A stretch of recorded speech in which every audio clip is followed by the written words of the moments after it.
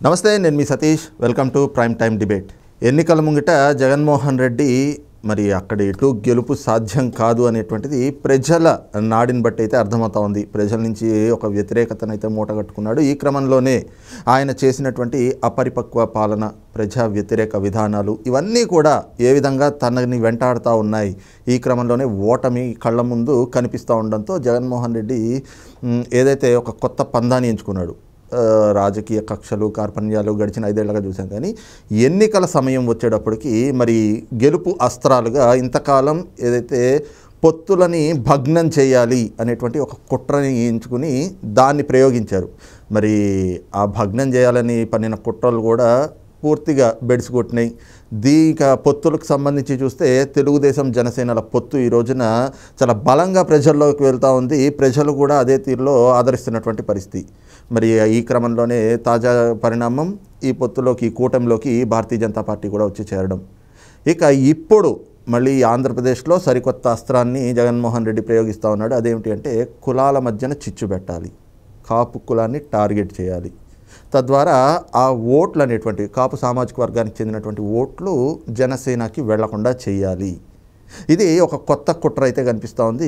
దీనిపైనే ఈ రోజు నుంచి కూడా ఎక్సర్సైజ్ మొదలుపెట్టినట్టున్నారు. అంటే గతం నుంచి జరుగుతున్నప్పటికీ ఈ రోజు నుంచి దాన్ని మరింత వేగం పెంచినట్లుగా వైఎస్ఆర్ కాంగ్రెస్ పార్టీ సోషల్ మీడియాను చూసినా, ఆ పార్టీ నాయకులు మాట్లాడుతుంది చూస్తున్నా, లేదు జగన్మోహన్ రెడ్డి గారి మీడియా హౌస్ సాక్షి ఛానల్ కానీ వాళ్ళ పత్రిక కానీ చూస్తే ఇవన్నీ కళ్ళకు కట్టినట్టుగా కనిపిస్తూ ఉన్నాయి. మరి ఏమిటి ఎన్నికల ముందు ఇలాంటి గెలుపస్త్రాలతోటి జగన్మోహన్ రెడ్డి వెళ్తే మరి ఏంటి ప్రజలు దాన్ని యాక్సెప్ట్ చేసే పరిస్థితి ఉంటుందా? అదే ఈరోజు డిబేట్లో మనం చర్చించబోతా ఉన్నాం. మనతో పాటు స్టూడియోలో ఉన్నారు సీనియర్ జర్నలిస్ట్ సత్యమూర్తి గారు, అలాగే సీనియర్ జర్నలిస్ట్ డివిఎస్ గారు. సార్ నమస్కారం. నమస్కారం అండి. సార్ సత్యమూర్తి గారు, ముఖ్యంగా పొత్తులకి సంబంధించి మొదటి నుంచి కూడా జగన్మోహన్ రెడ్డి ఆ పొత్తులు భగ్నం చేయాలి. అటు టీడీపీ జనసేన పొత్తు కావచ్చు, లేదా భారతీయ జనతా పార్టీ ఈ కూటమిలో కలవడం కావచ్చు, ఆ భగ్నం చేయాలి అనేటువంటి కుట్రలు మనం చూసాం. ఏ విధాలుగా చేసుకుంటూ వచ్చారు. సోషల్ మీడియా కానివ్వండి, పార్టీ నాయకులు కానివ్వండి, రంగంలోకి దింపి మాటలు దాడి, ఇవన్నీ. ఇప్పుడు కొత్తగా కులాల కుంపటి, అంటే కులాల మధ్యన చిచ్చు పెట్టడం, దానిలోనూ కాపు సామాజిక వర్గాన్ని టార్గెట్ చేసుకుని ఈ రోజున వాళ్ళు చేస్తున్నటువంటి వ్యవహారం ఎలా అర్థం చేసుకోవచ్చు అసలు? మామూలుగా ఏదన్నా రాజకీయ పార్టీ ఎన్నికలు దగ్గరికి వస్తున్నాయంటే ఎలా గెలవాలా అని చూస్తాయి. దానికి సంబంధించిన రాజకీయ వ్యూహాలు పన్నుతాయి. అందులో ఎటువంటి తప్పు లేదు, పొరపాటు లేదు. ఏ రాజకీయ పార్టీ అయినా గెలవాలనే చూస్తుంది కాబట్టి. కానీ అదేమి దరిద్రమో తెలియదు. కానీ జగన్మోహన్ రెడ్డి ఏం చేస్తాడంటే ప్రతిదీ కుట్రలాగే చేస్తున్నాడు. అంటే మీరు ఎట్లా చెప్తారు, వ్యూహానికి కుట్రకి తేడా ఏంటి అని మీరు అడగచ్చు. వ్యూహం అంటే ఏంటి అంటే తను పైచేయి సాధించటానికి, తన పార్టీ లేదా తనకి ఇమేజ్ పెంచుకోవటానికి చేసే ఒక కసరత్తు. అది దాన్ని ఆ వ్యూహం వేసుకోవచ్చు, 10 మందిని ఆకట్టుకునేలాగా చేయవచ్చు. ఇవన్నీ ఓకే. ఇక్కడ జరుగుతున్నది ఏంటి అంటే మీరు చెప్పినట్టు తెలుగుదేశం జనసేన కలవకూడదు అంటే ఏం చేయాలి? ఇప్పుడు కలిసిపోయినాయి, బీజేపీ వచ్చి చేరింది. ఈ 3 పార్టీలకి కాపుల ఓట్లు ట్రాన్స్ఫర్ కాకుండా ఉంటే ఏం చేయాలి? ఇది జగన్మోహన్ రెడ్డి ఇప్పుడు ప్రస్తుతం చేస్తున్న కార్యక్రమం. కాపుల ఓట్లు టార్గెట్ చేసుకొని కాపు జాతిని రెచ్చగొట్టి ఇప్పటి వరకు ఏంటి అంటే ముద్రగడ పద్మనాభం ఆయన ఒక కాపు జాతి మొత్తానికి ఒక నాయకుడు, అన్డిస్ప్యూటెడ్ లీడర్ అని అందరూ అనుకున్నారు. అట్లాగే చేగొండి హరిరామజోగయ్య ఆయన కాపు సంక్షేమ సమితి అని పెట్టి రాజకీయాలతోటి నాకు సంబంధం లేదు, కాపు జాతిలో యువకులు పైకి రావాలి అని ఆయన చెబితే చాలామంది నమ్మారు. వీళ్ళిద్దరిని గుప్పెట్లో పెట్టుకొని జగన్మోహన్ రెడ్డి వేసిన ఎత్తుగడలు అది ఒక్కొక్కటిగా విడిపోయినాయి. ఇట్లా విడిపోవటానికి ప్రధాన కారణం ఏంటి అంటే కాపుల్లో జగన్మోహన్ రెడ్డి మీద తీవ్ర వ్యతిరేకత ఉన్నది. ఎందుకున్నది అంటే కాపు క్యాస్ట్కి ఒక్కదానికే ఉన్నదా, మిగిలిన క్యాస్ట్లకు లేదా అని మీరు అడగచ్చు. మిగిలిన కులాలన్నిటికీ కూడా జగన్మోహన్ రెడ్డి చేసిన అన్యాయాలన్నీ కలిపితే కాపు జాతికి చేసిన అన్యాయం అతి తీవ్రమైనది, చాలా ద్రోహం చేశాడు. ఇప్పుడు అంతకు ముందర చంద్రబాబు నాయుడు కాపు రిజర్వేషన్లు ఇస్తే, అంటే ఈబీసీకి కేంద్రం ఒక 10% రిజర్వేషన్లు రాష్ట్రాలు వాళ్ళ ఇష్టం వచ్చినట్టు ఇచ్చుకోవచ్చు అని పెట్టింది. ఆ ఈబీసీ 10% రిజర్వేషన్లో ఆర్థికంగా వెనుకబడిన కాపులకి మేలు చేయాలని అందులో ఒక 5% తీసి చంద్రబాబు నాయుడు కాపులకి రిజర్వేషన్ ఇచ్చాడు. ఇది ఏ రకంగా చూసినా కానీ మేలైన అరేంజ్మెంట్, చాలా చాలా గొప్ప అరేంజ్మెంట్ కూడా. దానికి కేంద్రం కూడా ఓకే చెప్పింది. జగన్మోహన్ రెడ్డి ఏం చెప్పాడంటే అసలు కాపులకి రిజర్వేషన్లు ఇవ్వాల్సిన అవసరం ఏంటి అన్నాడు. కాపులకి కార్పొరేషన్ పెట్టి వాళ్ళకి విదేశీ విద్యకి ఆ రోజు చంద్రబాబు నాయుడు హెల్ప్ చేస్తే ఓసి ఇదే అంతా, నేను వస్తే అసలు మీకు బంగారాన్ని తవ్వి తలకెత్తుతానని చెప్పాడు. వచ్చిన తర్వాత అసలు ఆ కాపు కార్పొరేషన్ అని పెట్టి అసలు అది ఉందో లేదో, ఆ చైర్మన్కి కూడా కరెక్ట్గా కుర్చీ ఉందో లేదో, ఆ కుర్చీకి 4 చక్రాలు ఉన్నాయో లేదో కూడా తెలియదు. అటువంటి పరిస్థితుల్లో కాపు కార్పొరేషన్ని పెట్టి విదేశీ విద్యని విధ్వంసం చేసి మొత్తం కాపు యువకులకి, ముఖ్యంగా చదువుకున్న కాపు యువకులందరికీ తీరని ద్రోహం చేశాడు. ఇప్పుడు ఎన్నికల పొత్తు వచ్చేసింది. వచ్చినప్పుడు వెంటనే ఈ ముద్రగడ పద్మనాభం, హర్రామ జోగయ్య అనే 2 కోవర్ట్లని పెట్టాడు. వాళ్ళు పెట్టేసి వాళ్ళు పవన్ కళ్యాణ్కి సలహాలు ఇస్తున్నట్టుగా వాళ్ళు బయటకు వచ్చారు. అందరూ ఏమనుకున్నారు అంటే కాపుల కోసం వీళ్ళు పోరాటం చేస్తున్నారు కదా, వీళ్ళని పవన్ కళ్యాణ్ వీళ్ళని ఇగ్నోర్ చేస్తున్నాడు అని అనుకున్నారు అందరూ. పవన్ కళ్యాణ్ ఇగ్నోర్ చేసింది కాపు నాయకులుగా కాదు, వీళ్ళు జగన్ కోవర్ట్లు కాబట్టి పవన్ కళ్యాణ్ దూరం పెట్టాడు. ఆ విషయం వీళ్ళకి అర్థం కాల. పవన్ కళ్యాణ్ ఏంటంటే చాలా మెచ్యూర్డ్గా ప్రవర్తిస్తున్నాడు ఈ మధ్య. అంటే ఆ తర్వాత జరిగిన పరిణామాలన్నింటిలో చూస్తూ ఉంటే పవన్ కళ్యాణ్ మెచ్యూరిటీ, రాజకీయ చతురత చాలా స్పష్టంగా కనపడుతూ ఉన్నది. ముద్రగడ పద్మనాభం, హర్రామ జోగయ్య తనకొచ్చి ఉచిత సలహాలు ఇస్తున్నారు. జనసేన పార్టీని ఒక ఎట్లా కుంగదీయాలా అనే విధమైన సలహాలు ఇస్తున్నారని పవన్ కళ్యాణ్కి ఒక అనుమానం వచ్చింది. దాంతో వీళ్ళిద్దరిని జగన్ భాషలో చెప్పాలి అంటే, నేను సాధారణంగా అటువంటి భాష వాడను కానీ ఈ ఒక్కటి జగన్ భాషలో చెప్తా, ఈ ముసలోళ్ళిద్దరిని దూరం పెట్టాడు. రైట్. సార్ డివిఎస్ గారు, ముఖ్యంగా మొదటి నుంచి ఏదైతే అటు తెలుగుదేశం జనసేనల పొత్తు ఖరారైందో, ఆ పొత్తుకు ముందు కూడా ఆయన తీసుకున్నటువంటి స్లోగన్ పవన్ కళ్యాణ్ గారు, ప్రభుత్వ వ్యతిరేక ఓటును చీలనివ్వము అని. ఇక పొత్తు ఖరారైన తర్వాత 2 పార్టీలు కూడా తీవ్రమైనటువంటి కసరత్తు చేసినాయి. ఏది అంటే ఓటు ట్రాన్స్ఫర్ అనేటువంటిది 99% జరగాలి అనేటువంటిది. కానీ ఈ రోజున ఆ పొత్తులపైన జగన్మోహన్ రెడ్డి చేస్తున్నటువంటి కుట్రలు, అంటే వాటిపైన ఆయన వేస్తున్నటువంటి ఎత్తులు అవి చిత్తవుతున్నాయి. కానీ స్టిల్ ఆ కుట్రల్ని పదును పెడుతూ ఈ రోజున ఆయన మీడియా హౌజే, ఆ సాక్షి ఛానల్లోనే మనం చూస్తే ఒక అరగంట గ్యాప్లోనే 4-5 వార్తలు పడితే అందులో 4 వార్తలు, 5 వార్తలు వేస్తే 4 వార్తలు పొత్తులు, ఆ పొత్తుల్ని ఎలాగ విచ్ఛిన్నం చేయాలి, ఎలాగ కులం పేరుతోటి చిచ్చు పెట్టాలి, ఈ రకమైనటువంటి ఇదే వాళ్ళ సోషల్ మీడియా కూడా ఇదే ఎజెండాగా పెట్టుకుని ఈ రోజున వాళ్ళు చేస్తున్నటువంటి వాటితోటి ఏదైతే ఇక్కడ ఓట్ ట్రాన్స్ఫర్ కోసం వీళ్ళు చేస్తున్నటువంటి కసరత్తు కానీ ఇప్పటి వరకు జరిగినటువంటి పరిణామాలు కానీ భగ్నమయ్యేటువంటి ప్రమాదం ఎక్కడైనా ఉందో? జనరల్గా మీరు ఒక ఆకతాయితో ఎప్పుడన్నా ఏదన్నా గేమ్ ఆడారా? ఒక ఆకతాయి కుర్రాడితో, ఒక చిల్లిపాడితో, ఒక గడుసాడితో మనం గేమ్ ఆడితే ఆడు ఓడిపోయేటప్పుడు ఏం చేస్తాడు? అంత చిందరవందర చేసేస్తాడు. అవును. ఇప్పుడు క్యారమ్ బోర్డు ఆడామనుకో కాయిన్స్ అన్ని చల్లాచెదరు చేసేసి వెళ్ళిపోతాడు. చెస్ ఆడామనుకో బోర్డు కింద పడేసి వెళ్ళిపోతాడు ఓడిపోయేటప్పుడు. ఇప్పుడు ఏంటంటే జగన్మోహన్ రెడ్డి కూడా ఇప్పుడు ఓడిపోతున్నాడు. ఈ ఓడిపోతున్నాననే అక్కసుతో ఈ విష ప్రచారం, ఈ విష బీజాలు నాటడం, ఈ విద్వేషాలు రగిల్చడం, చిచ్చు, ఇదంతా కూడా ఇప్పుడు అలయన్స్ కుదరకూడదని అతను చెయ్యని కుట్ర లేదు.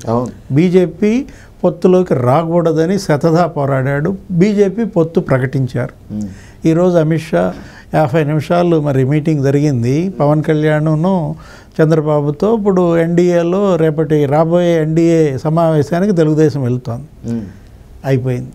ఇప్పుడు ఏంటి జగన్మోహన్ రెడ్డి ఓటు ట్రాన్స్ఫర్ కాకూడదు, బీజేపీ ఓట్లు తెలుగుదేశంకి పడకూడదు, తెలుగుదేశం ఓట్లు బీజేపీకి పడకూడదు, జనసేనకి పడకూడదు అనే కుట్ర ఇప్పుడు ఏం చేస్తున్నాడు? మీరు అన్నట్టు సాక్షిలో ఎప్పుడెప్పుడో తీసి మోడీని చంద్రబాబు ఏమన్నాడు, చంద్రబాబుని మోడీ ఏమన్నాడు, ఇక ఇదే అన్నమాట. మీరు చెప్పారు కదా వరుసనే ఒక 5-6 అంశాల్లో 4 ఇవేనని. అంటే ఏంటి? ఓటు ట్రాన్స్ఫర్ జరగకుండా జగన్మోహన్ రెడ్డి ఇక విష ప్రచారం బిగించేశాడు. సేమ్ అదే, ఇటు పొత్తు భగ్నం, అటు కులచిచ్చు. అదే అంటున్నాను. ప్రధానంగా చూస్తే కులచిచ్చు అనేటువంటిది ఇక్కడ మెయిన్ జగన్మోహన్ రెడ్డి ఎజెండాగా కనిపిస్తుంది. ఎందుకు అంటే బీజేపీ ఎక్కువ సీట్లు డిమాండ్ చేస్తుంది, అంటే జనసేనకి సీట్లలో కోత, అంటే కాపులకు అన్యాయం జరుగుతోంది, ఇదంతా కూడా చంద్రబాబు స్కెచ్. ఈ రకమైనటువంటి ప్రచారాలు ఇది ప్రజలు ఇప్పుడున్న పరిస్థితుల్లో విశ్వసించేటువంటి పరిస్థితి ఉందంటారు. అంటే రేపటి గేమ్ చేంజర్స్ కాపులు అన్నమాట. ఎవరు గెలవాలి ఎవరు గెలవకూడదు అని డిసైడ్ చేసేది కాపు ఓట్ బ్యాంక్ అన్నట్టుగా తీసుకుని ఆ ఓట్ బ్యాంక్ని చీల్చడమే లక్ష్యంగా అలయన్స్కి అది పడకూడదు. జనసేన, తెలుగుదేశం, బీజేపీకి కాపుల ఓట్లు ట్రాన్స్ఫర్ కాకూడదు అనే ఒక చీలిక తీసుకొచ్చి బాగుపడాలన్న తత్వం. ఏది జగన్మోహన్ రెడ్డి ఇప్పుడు సత్యమూర్తి గారు చెప్పినట్టు చేగొండిది కావచ్చు, లేకపోతే ముద్రగడ పద్మనాభం కావచ్చు, వీళ్ళిద్దరూ కూడా ఉద్దండులు. కాపు ఉద్యమంలో వీళ్ళ పోరాటాన్ని కాదనలేం. ఎవరు? చేగొండి హరిరామ్ జోగయ్య కావచ్చు, ముద్రగడ పద్మనాభం కావచ్చు, వాళ్ళ రాజకీయ జీవితాన్ని కూడా పణంగా పెట్టారు కాపు ఉద్యమం కోసం. అది నెరవేరలేదు, ఇది నెరవేరలేదు, రెండూ జరగలేదు. ముద్రగడ పద్మనాభం గారు అందరివాడుగా ఉన్నప్పుడు అనేక పదవులు అనుభవించాడు. ఆయన ఒక 6-7 పార్టీలు మారాడు. ఆయన తెలుగుదేశం పుట్టకముందే జనతా పార్టీ ఎమ్మెల్యే.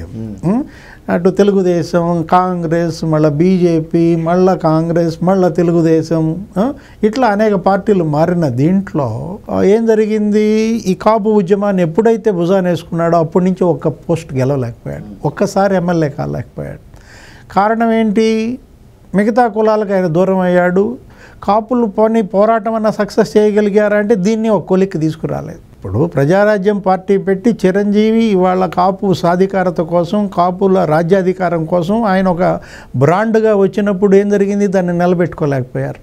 కారణం ఇదే. ఏది? ఈ అనైక్యత, కాపుల్లో ఉన్నటువంటి అనైక్యత. దాన్ని ఆసరాగా చేసుకుని జగన్మోహన్ రెడ్డి వాళ్ళ నాన్న రాజశేఖర రెడ్డి ఆడుతున్నటువంటి ఆటలకి కాపులు బలయ్యారు. ఇన్నేళ్లుగా వీళ్ళకి రాజ్యాధికారం దక్కలేదంటే కారణం ఇదే. అన్న చేసిన తప్పు చేయకూడదని చెప్పి తమ్ముడు ఏం చేశాడు? ఇవాళ ఒక పార్టీని నిలబెట్టాడు. అన్న స్థాయిలో 18% ఓట్లు సాధించలేకపోయినా 6% నిలబెట్టాడు. ఇప్పుడు దాన్ని 14%కి పెంచానంటున్నాడు.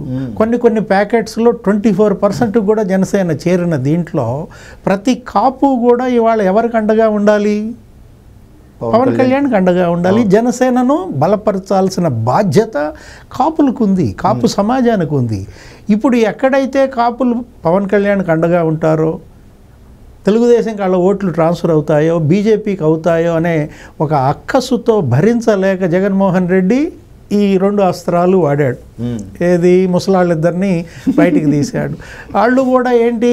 రాజకీయం చేశారు, పోరాటాలు నడిపారు. ఇప్పుడు వాళ్ళకి వారసులు సమస్యగా మారారు. ఏది? హరిరామ్ జోగయ్య గారి వారసుడు, పద్మనాభం గారి వారసులు. వాళ్ళ వారసుల కోసం కాపు ఉద్యమాన్ని బలిపెడతారా? అదే. వాళ్ళ వారసుల కోసం కాపు సమాజానికి రాజ్యాధికారాన్ని దూరం చేస్తారా?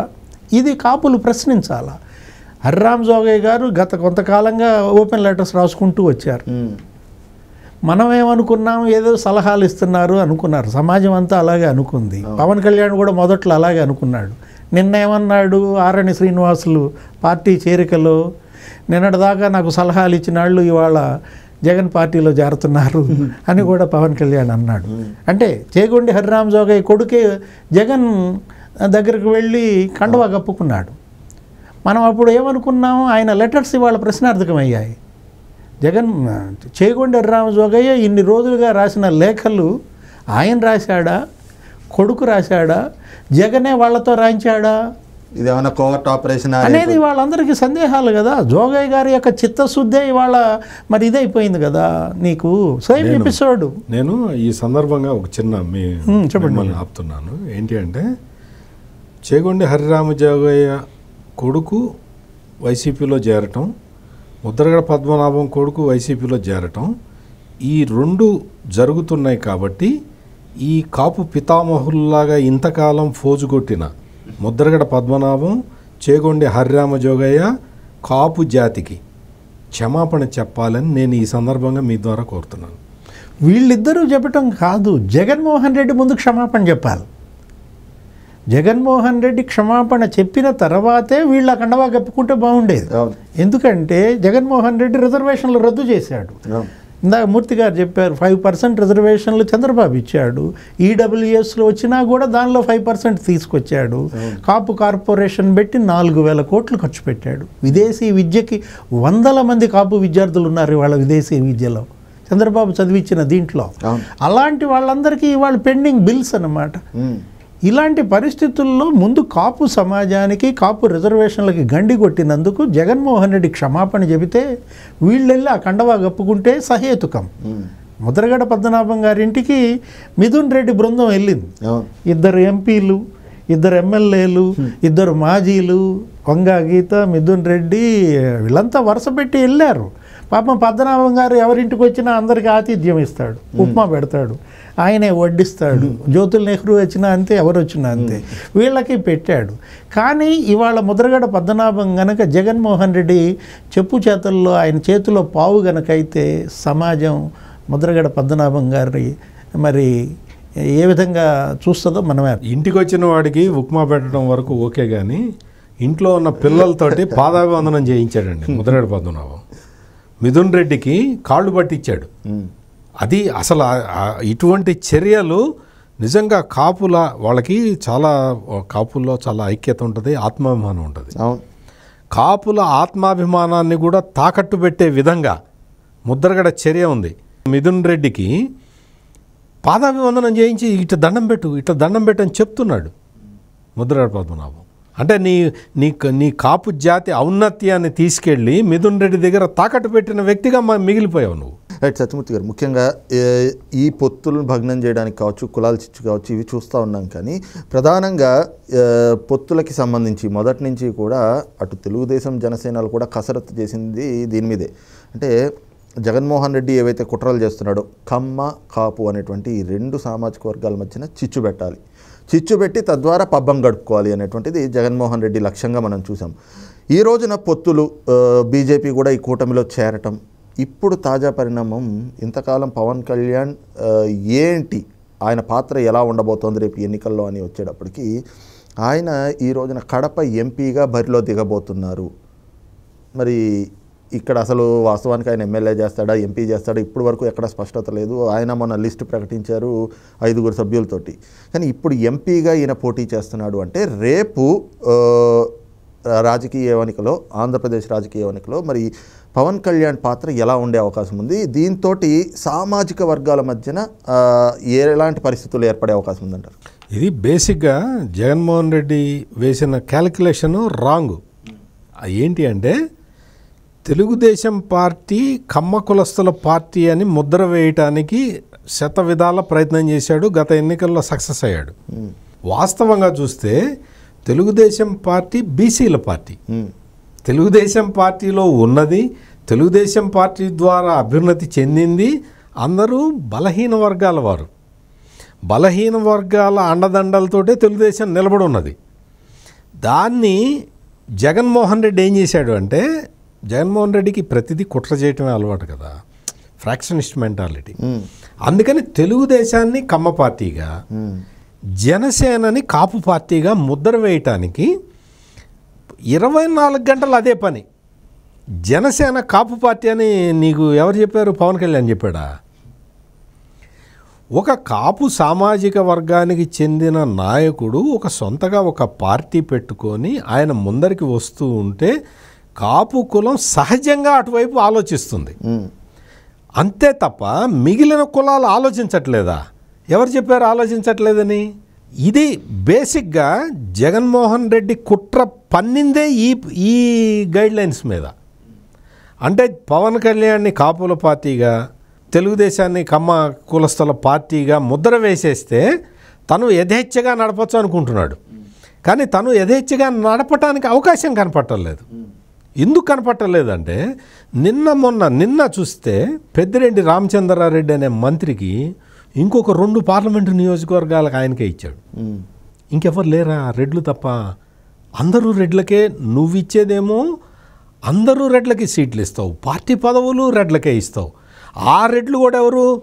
ఈ పెద్దిరెడ్డి రామచంద్రారెడ్డి, వైవి సుబ్బారెడ్డి, విజయసాయిరెడ్డి, సజ్జల రామకృష్ణారెడ్డి, చెవిరెడ్డి భాస్కర్ రెడ్డి, చెవిరెడ్డి. ఇదే గోల తప్ప నువ్వు చేస్తున్నది కుల రాజకీయం. తెలుగుదేశం కుల రాజకీయం చేస్తున్నదా? పవన్ కళ్యాణ్ కుల రాజకీయం చేస్తున్నాడా? ఒకసారి ఆలోచించండి. అందుకనే ఇక్కడ మొత్తం కూడా ప్రజలకి తేటతెల్లం అయిపోయింది. ఈ రోజున మీరు ఇందాక చెప్పినట్టు ఓటు ట్రాన్స్ఫర్ విషయం. ఓటు ట్రాన్స్ఫర్ అంటే పైనుంచి ఏదో వీళ్ళందరూ పార్టీలు కలిస్తే ఓటు ట్రాన్స్ఫర్ సమస్య అవుతుంది. తెలుగుదేశం జనసేన కలవాలని చెప్పి ఆంధ్రప్రదేశ్లో ఉన్న ప్రజలందరూ కోరుకున్నారు. కింద స్థాయి నుంచి వచ్చిన ప్రతిపాదనల కారణంగానే తెలుగుదేశం జనసేన కలిసినాయి. ఇప్పుడు భారతీయ జనతా పార్టీ వచ్చి చేరింది. ఈ 2 పార్టీలు కలయికతోటి ఆంధ్రప్రదేశ్లో ప్రజాస్వామ్యానికి మంచి రోజులు రాబోతున్నాయి అన్న సంకేతం ఎప్పుడైతే వచ్చిందో భారతీయ జనతా పార్టీ కూడా దీనికోసమే కదా ప్రయత్నం చేస్తున్నది. అందుకని బీజేపీ వచ్చి కలిసింది. ఈ రోజున పవన్ కళ్యాణ్ని ఎంపీగా పోటీ చేస్తారా, ఎమ్మెల్యేగా పోటీ చేస్తారా, అది ఇంకా క్లారిటీ రాలేదు. ఒకవేళ గనక పవన్ కళ్యాణ్ ఎంపీగా పోటీ చేస్తే, అంటే కాకినాడ నుంచి పోటీ చేస్తాడని ఇప్పుడు వార్తలు వస్తూ ఉన్నాయి. ఆయన గనక కాకినాడ నుంచి ఎంపీగా పోటీ చేస్తే ఆయన మోడీ మంత్రివర్గంలో ప్రధానమైన బాధ్యతలు స్వీకరించడానికైతే అవకాశం కనపడుతూ ఉన్నది. ఎందుకంటే నరేంద్ర మోడీ లాంటి సక్సెస్ఫుల్ ప్రధాని ఇప్పటికి చాలాసార్లు చెప్పాడు, పవన్ కళ్యాణ్ అంటే నాకు చాలా ఇష్టము, నిజాయితీపరుడు, రాజకీయాల్లో నిజాయితీని తీసుకురావాలని ప్రయత్నం చేస్తున్నాడని చెప్పి పవన్ కళ్యాణ్ ఇప్పటికి చాలాసార్లు ఎండార్స్ చేశాడు. ఈ పరిస్థితుల్లో పవన్ కళ్యాణ్ అంటే ఇప్పుడు మీరు చెప్పినట్టు కనుక ఆయన ఎంపీగా పోటీ చేసి ఆయన గెలవటం అనేది షూర్, అందులో ఎటువంటి సంశయం లేదు. చేస్తే మోడీ మంత్రివర్గంలో ఒక ప్రధానమైన భూమిక పోషిస్తే మేలు ఎవరికి జరుగుతుందండి? ఆంధ్రప్రదేశ్కే కదా. అందుకనే ఆంధ్రప్రదేశ్ ప్రజలందరూ కూడా ఇప్పుడు ఈ 3 పార్టీల దీన్ని అంటే ఎన్నికల పొత్తుని స్వాగతిస్తున్నారు. జగన్మోహన్ రెడ్డి ఎన్ని రకాల డ్యాన్సులు కట్టినా కానీ ఇక్కడ జరిగేది ఏమి ఉండదనేది ఈ పార్టీకే అర్థమైపోయి ఉండాలి, ఆయనకు కూడా అర్థమై ఉండాలి. జగన్మోహన్ రెడ్డి ఇప్పుడు మళ్ళా రంగా హత్యను బయటికి తీశాడు, పోసాని కృష్ణమురళిని వదిలాడు. ఇది ఎప్పుడు జరిగింది? ఎప్పుడో 30 ఏళ్ల క్రితం 35 ఏళ్ల క్రితం జరిగింది. దాన్ని మళ్ళా బయటకు తీసుకొచ్చి మళ్ళా 2 కులాల మధ్య విద్వేషాలు రగిలించే కుట్ర. ఇప్పుడు ఎవరు రంగా? కమ్మాళ్ళ అల్లుడు. రంగా కొడుకు ఇప్పుడు ఏ పార్టీలో ఉన్నాడు? రంగా భార్య ఇప్పుడు ఏ పార్టీలో ఉంది? ఇప్పుడు రత్నకుమారి కానీ రాధా కానీ ఇవాళ తెలుగుదేశంలో ఉన్నప్పుడు మొన్న పవన్ కళ్యాణ్ మీటింగ్లో అదే చెప్పాడు, రంగా హత్య అని పదే అంటున్నారు, తద్వారా ఒక కులారి మీదకి రెచ్చగొట్టడం, ఒక పార్టీకి దూరం చేయటం అని చెప్పి కమ్మాళ్ళ అల్లుడు అతను.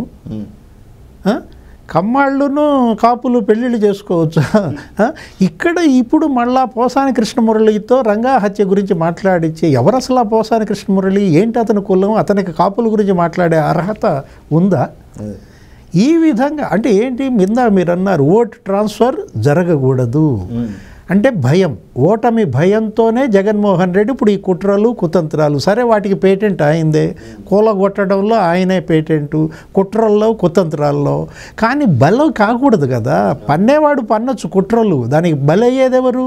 కాపులు మేల్కోవాలి, కాపు సమాజం మేల్కోవాలి. దేశం కోసం బీజేపీ ఈ పొత్తులోకి వచ్చింది. ఇవాళ అలయన్స్లోకి ఎందుకోసం బీజేపీ వచ్చింది? దేశం కోసం, దేశ ప్రయోజనాల కోసం, రాష్ట్రం కోసం. చంద్రబాబు పవన్ బీజేపీతో పొత్తు పెట్టుకున్నారు రాష్ట్ర ప్రయోజనాల కోసం. జగన్మోహన్ రెడ్డి ఏంటి ఇప్పుడు అక్కసు? దొంగ ఓట్లు చెల్లవా? వాలంటీర్లు పనిచేయరా? డబ్బు పనిచేయదా?